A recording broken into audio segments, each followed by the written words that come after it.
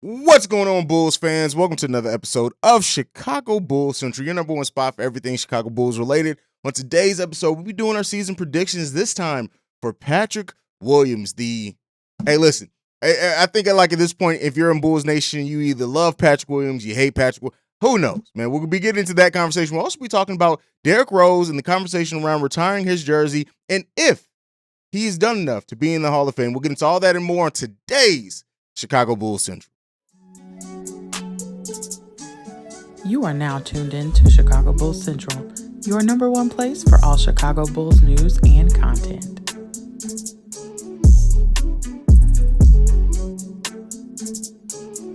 All right, Bulls fans, you could be anywhere in the world, but you choose to be here with me today on Chicago Bulls Central. With that being said, let's jump into the content today. So first off, we're just going to be talking. We've been doing season previews. So far, we've done Lonzo Ball, Nikola Vucevic, Zach LaVine, and now today we are on Patrick Williams. Now, this is one of the more polarizing conversations usually surrounding Bulls Nation. Some people see it for Patrick Williams. Some people say, oh, Patrick Williams doesn't have that dog in him. He's not going to develop. There's the opinions around Patrick Williams are all really over the place. You have people in the middle, people high, people low when it comes to Bulls Nation. And, you know, it's kind of understandable. So one of the things with Patrick Williams that we'll talk about in identifying the season that he had before, only 17 games played last season, 9 points per game, 51% shooting from three-point range, 52% shooting overall from field goal range, and 73% shooting from free throw range. Again, those averages are a bit skewed just because of the fact that, he didn't play very much. But with that being said, 4.1 rebounds per game, almost an assist per game, 0.5 blocks per game.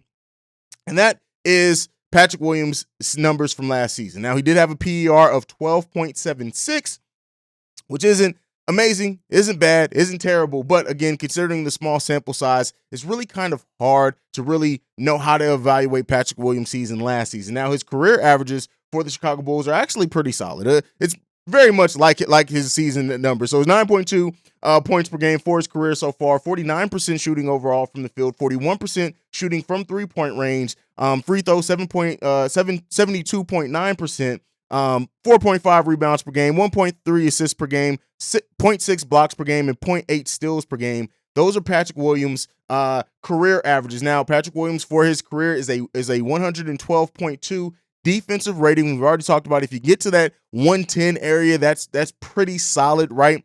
You want to be as close to 100 as possible. Last season, his defensive rating was 114.9. That drops down from his rookie year where he had a defensive rating of 111.7. So it's really hard to evaluate Patrick Williams' career so far, in my opinion, because really he's been a player that came in his rookie year, wasn't asked to do a lot, didn't have really any offense called for him, anything like that. That really continued for the most part in his second career. We saw it change a little bit in the playoffs where he actually has really good averages for him in his role in the playoffs. So really when it comes down to it, the reason why, we want to talk about Patrick Williams and his season and things like that is because when it boils down to it, it's all like, because the Bulls bet on continuity, it's betting a lot on Patrick Williams developing. Now, I talked about his playoff numbers. Playoff numbers, he averaged right around 12 points per game, 46% shooting from the field, 33% shooting from field goal range, 72% from three, 5 rebounds per game, about an assist per game, 0.6 blocks, and 1 steal per game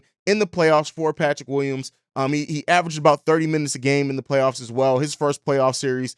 But with so much riding on Patrick Williams' development, it really, and the Bulls front office really betting on their first pick of this new regime, it really does, it really causes Bulls Nation to really be of two minds, right? You have the Bulls Nation that doesn't want to wait on a player as raw as Patrick Williams to develop. They are really willing to trade Patrick Williams. They want to see this front office traded to win now. And I understand that, right? I don't necessarily agree with it, but I understand that mindset because at the end of the day, everybody wants to see this team be as competitive as possible right away.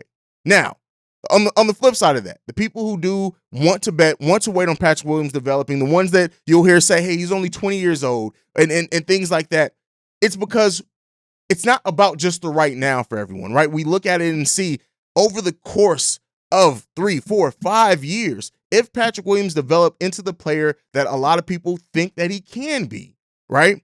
You then have a piece that is going to be able to be built around to a degree and offers flexibility in the way that you build this team for years and years and years to come.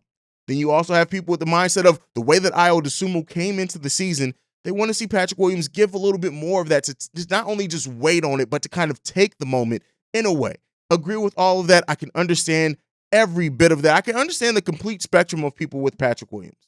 The way that I see it, my personal opinion of Patrick Williams is that I see the flashes, right? You see it in like the Minnesota game last season. You see it in certain times in the way that he conducts and handles himself. At the end of the day, I think it's really about aggression with Patrick Williams. And you're asking a 20-year-old player to come in with veterans and things like that to really be aggressive. And the thing is that some people may say, hey, well, he's 20 years old. What like you want him to come in and be aggressive with veterans? We've seen Dalen Terry, for example, is a player that I think is going to come in and he's has high basketball IQ, but he's going to try to show that he belongs right away. So I understand the people too that have some questions about Patrick Williams' mindset and if that's going to help him, what that is going to turn him into as far as the player long term. But the way that I see it, right? Yes, I want to bet on the progression of Patrick Williams to a degree. He's 20 years old. I don't think, and I've said this before, that we see exactly the player that Patrick Williams is going to be maybe until he's 23, 24. That's betting on 3 or 4 more years of Patrick Williams before we see kind of the finalized version. And even then, we'll still see refinements to his game. Now, coming into the third season, we all know that it's talked about very often, the third season leap at times with players. Is it time to see that with Patrick Williams? Now, I'm going to go to use something that I have not used for any player yet when I've done these player progressions, right? Or these player projections. But there is this website called 538. And what this does is it takes a look and it projects is the word that I'm looking for. It projects a player and their impact by taking a look at what they do. They also take a look at other similar players, right? So kind of the blurb of this website is our projection system identifies similar players throughout NBA history and uses them to develop a probabilistic forecast of what a current NBA's future might look like. I've never used this on anybody else with player projections because with Patrick Williams, it's so difficult for me to really see or to take a look at it. So I wanted to bring in another resource to use with this Patrick Williams thing. So, for example, with Patrick Williams, his true shooting percentage for his career right now is 56%. Free throw percentage 73%. His usage rate is terrible at 15% usage rate so far for his career. His three-point frequency is only 26%, and free throw frequency is 24%. Now, the frequency is how, of course, you guys know what the word frequency means. Now, his passing ball handling, his assist percentage is only 7%. Now, that with some players would mean that they're a black hole on offense. With Patrick Williams, we know he just doesn't have the ball that often. Turnover percentage, now this is scary. His turnover percentage so far is 14%. With a player that does not have a very high usage rate, that has a turnover percentage that high, it is alarming. Now, that can absolutely be refined from Patrick Williams as he does get more opportunities, he gets more comfortable using the ball. But I'm going to be fair in the way that I evaluate that. His defensive rebounding, he comes down with 9% of defensive rebounds while he's on the court. His block percentage is actually really high. His block percentage is 2% of possessions where he's in position to block the ball. He blocks that at a 2% rate. Steal percentage, high as well with 1.6 percentage. And his defensive plus minus is really good at minus 0.3. That means that the team is generally better defensively with Patrick Williams on the court. So what do those type of numbers, and as far as the projection wise, so in this website, they give the 10 most comparable players to Patrick Williams. This is going to be interesting. So, and they give the year too. So of the 10 most comparable players, now this does increase it to if his usage rate was more common amongst NBA players. So that's what that gives. But so this is if he had it's basically like per 30, but it's comparing other players that are similar. So the number one comparison for him is 2014 Mo Harkless. Number 2, 2007 Marvin Williams. Number 3, 2014 Michael Kidd-Gilchrist. Number 4, 2006 Aaron Gordon. Number 5, Justice Winslow of 2017. Number 6 is 2019 Jason Tatum. And number 7 is 2018 Brandon Ingram. So as far as his impact on the floor, if that was extrapolated to him getting a higher usage rate, he is comparable to those players according to this website. What does that mean? Nothing, right? It gives you a lot of data. Now, number 10, he is compared to 2015 Giannis Antetokounmpo, which stands out a lot. But with all that being said, right, even a website like this that is built around projecting a player's impact is still having difficulty knowing where to project Patrick Williams from because it's all over the place. So as of right now, they have him in the category of up-and-comer. Now, he was projected to add 1.9 wins for the Chicago Bulls had he played the full season. Now they're projecting him to be a very high win-loss player, at projecting him to, in 2028 to be able to add up to 5 wins for a team. Now, again, that's projection. We got to actually see how he can blow that out of the water. But when it's all said and done, right, is that Patrick Williams is a very difficult player to project exactly what's going to happen for him. Either you believe in his potential or you don't believe in his potential. We know this front office is betting on the potential of Patrick Williams. But what that means as well, though, is that if this bet has to come true, otherwise, the Bulls Nation is going to question it a lot, right? This is one of the biggest question marks about AK and Eversley. Like, as far as, not for me, right? As far as like, if we're taking everybody into consideration, I think generally too, like, if Patrick Williams does work out, then they did great. But if he does not work out, they drafted a player at number 4 that people are going to question forever. And, you know, while we don't know for sure how close any deals were, we know that their reluctance to trade Patrick Williams has probably kept them out of some trade conversations. So when we're talking about projections for Patrick Williams in 2022-23, what do we need to expect? The way that I'm looking at this, and this again is me based off hoping that they find a way to better use him, getting his usage rate up some, but I think Patrick Williams is going to be in line for a 15-point per game season on 6 rebounds per game, especially if he's playing power forward. It may even get more towards 7 or 8. And I'm going to say Patrick Williams has the highest assist total of his career because I think they're going to do more running the offense through him to develop that part of the game. I'm saying Patrick Williams has 3.5 assists per game. That's my projection for Patrick Williams, but throw the numbers out of the way. What I want to see from Patrick Williams outside of numbers, I do want to see that defensive rating get maybe down to a 109, 108, because if you're going to be the defensive player that we know that you can be, and that right now everything's built around what you offer defensively, I need to see that defensive rating improve drastically than what it was last season. But outside of that, I want to see Patrick Williams be more aggressive. I want to see Patrick Williams calling for the ball. I want to see Patrick Williams taking shots confidently without that hesitation, without looking around. I want to see him get into rhythm and own it, own his own development. Now, we know he worked this season with DeMar DeRozan. That's going to pay big dividends for him, hopefully.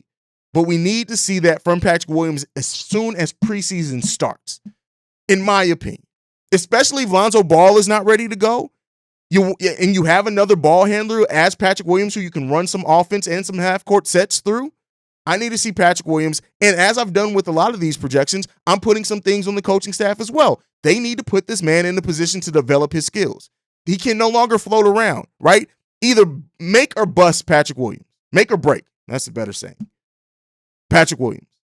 By that, I mean that coaching staff has to say, hey, listen, we have this player that we think and front office think is going to be a gem. Let's use him. And if he doesn't succeed in that, all right, then we got some other questions and some other things we need to do. But at this point in time, 3rd season in the league, yes, he'll be 21 going into the season, which is still younger than a lot of rookies coming in, especially this draft class where we had a lot of older rookies. We need to see Patrick Williams step up, and we need to see the coaching staff try to put him in a position to put the ball in his hands more. So it's a mixture. I'm putting in about 30% on the coaching staff, but I'm putting the biggest ownership of this over Patrick Williams to come in and try to be more aggressive. Not try, to be more aggressive. So in a 2022-23 season, aggression, focus, and not being afraid anymore is what I want to see from Patrick Williams. Let me know down below, what do you guys want to see from Patrick Williams in this upcoming season? Let's go ahead and move on. Next topic of the day, the last topic of the day, is Derrick Rose. Now, we talked about this over on Locked On Bulls, which you guys may have already listened to or watched, but I'm going to bring it over here too because it's different fan bases. I want to cover both. After the Goran Dragic situation with the number one, it's raised in some conversations on if Derrick Rose's number one jersey should be retired. And for that, I say it's an undoubtedly yes. To me, Derrick Rose deserves to have his jersey retired. He's an MVP for the Chicago Bulls. He's got the Chicago Bulls probably the most relevant since the dynasty era that we've seen. Not probably, for sure. And while his career was cut short, right? While the years that he was an impactful player was cut short by injury, Derrick Rose still deserves what he means to the city of Chicago, what he means to this franchise, what he means to basketball in general. Pat the Designer pointed out something good. There's very rare people don't speak positively about Derrick Rose around the league. Derrick Rose deserves to have his jersey retired, in my opinion, for the Chicago Bulls. I don't even think that's the question. The biggest question in this is, will Derrick Rose become the first MVP to not make the Hall of Fame? And I've seen you guys' comments. Some people have commented, hey, well, Tracy McGrady made it in, so Derrick Rose can make it in. Tracy McGrady was a multi-time scoring champion. He was a multi-time All-Star. He led the. He had a 8-year stretch where he scored over 20 points per game. It's different for Tracy McGrady. I don't hold them in the same. Yes, Tracy McGrady's career was cut short by injury too, but Tracy McGrady still had much more time that he was able to shine. Some people have also brought up Penny Hardaway. Penny Hardaway, another career that got cut short due to injury, but Penny Hardaway still had a longer period of time of being dominant in a way in the NBA, in my opinion, right? Some when it comes to this Derrick Rose conversation, a lot of people go to players immediately who had injuries and who were cut short by injuries. But to me, Penny Hardaway, yes, he did have a career cut short by injury. He did have the last 6-7 years of his career were very questionable. But I will say that Penny Hardaway is a player to me that is more. Tracy McGrady is in a different level to me than Derrick Rose. Yes, he never won MVP, never made it out the first round of the playoffs. Yes, all those things. But what he was able to do during the regular season, to me, it was more consistent than what Derrick Rose was able to give. And that's not Derrick Rose's fault. Derrick Rose never got to have a true prime. Penny Hardaway is very comparable. So with that being said, like, I think, and the question that I raised, over on Locked On Bulls was, so, okay, are we basically saying that does an MVP automatically make you a Hall of Famer? And that's the biggest question here, right? And if the answer is yes there, right? Then, okay, then he meets that qualifications. If we're saying because every MVP in NBA history has made the Hall of Fame so far, right? There's still some that haven't retired yet. Of course, we still got to see players that are playing now. But will Derrick Rose be that first MVP to not make the Hall of Fame? You know, that's really what it says. It doesn't MVP. And as much as I am a Chicago Bulls fan, I am a Chicago Bulls homer in a way. Let's not get outside the mind with that. But like, as much as I am, I will go ahead and admit that, to me, just admittedly, yeah, he won an MVP. But Derrick Rose shined bright for 4 seasons. 4 seasons. We're talking about 08, 09, 09, 10, 10, 11, and 11, 12. And 11, 12 was the season he got hurt. After that, he did make a comeback in 13, 14. 15.9 points per game, 17.7 the year after that, 16.4 the year after that. In his first year with New York, 18 points per game. Now, he has had 2 18-point per game seasons after that, one with Minnesota, one with Detroit. But a player that has been so riddled with history. We're talking about since the MVP, we're talking about he's had several games where he's played over the season less than 40 games, like 6 times. Has Derrick Rose done enough to be named to the Hall of Fame? Now, Hall of Fame is more than just the NBA Hall of Fame. One can say you got to throw in his collegiate career too. His 1 season there with Memphis, not winning a national title, but making it to one of the best national title games ever. And that's where I try to bring my objectivity into it, right? Taking away the MVP, I don't think it's any question Derrick Rose did not have a Hall of Fame career. So we're basically saying with 4 really solid seasons, let me not say solid, 4 near great seasons in the NBA and an MVP, is that enough? And honestly, if it wasn't for the MVP, I'd say absolutely no. But that MVP being introduced into there, and the fact that every other MVP has made it, It's you start getting in the door of that conversation. So I'm really of two minds when it comes to Derrick Rose and the Hall of Fame conversation, just admittedly. But I will say this, if he gets in, then absolutely, like, listen, here, let's make no mistakes about it. I'm going to be extremely excited and happy for my boy Derrick Rose making it to the Hall of Fame. But you know what, that question while I do my Pat the Designer dramatic pause, but that question, I'm presenting it to you guys. Has Derrick Rose done enough, in your opinion, to be named to the Hall of Fame? Jersey retirement, we're not having that conversation. He deserves to have his jersey retired for everything, for things outside of basketball, inside of basketball, everything. What he did for this team, this franchise, he deserves to have his number retired. But the Hall of Fame conversation, when it comes down to it, when Derrick Rose does decide to hang it up, has he done enough to be named to the Hall of Fame? Let me know what you guys think about that one down below. If you're on the podcast side, please go ahead and send in an email as well. I want to hear from you guys on this one. Probably going to be a heavily discussed topic in the mailbag episode tomorrow. So get your thoughts in on that one as soon as possible. But that is it for today's episode of Chicago Bulls Central. Thank you for joining me. If you want to follow me personally, you can do so at CEO Haize. That's CEO Haize. If you want to follow the show, you can do so at Bulls Central Pod.